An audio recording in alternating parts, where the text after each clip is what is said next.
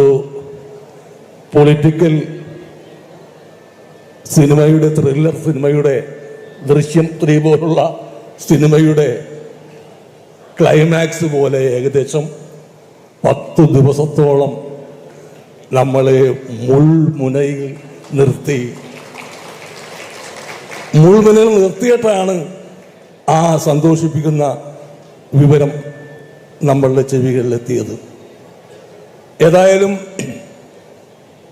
നമ്മൾ പറവൂർക്കാർക്ക് അഭിമാനത്തോടു കൂടി പറയാം, ഒരു പുഞ്ചിരിക്കുന്ന മുഖമുള്ളൊരു മുഖ്യമന്ത്രിയെ കേരളത്തിന് നൽകി.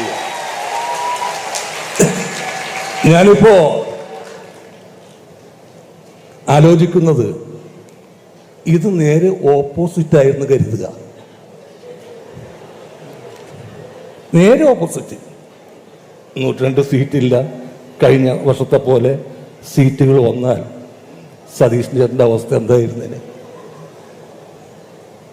ഒന്ന് ആലോചിച്ച് നോക്കുക. അപ്പൊ അത്രയും റിസ്ക് എടുത്തിട്ട് എൻ്റെ ഭാവി പോലും കണക്കാക്കാതെ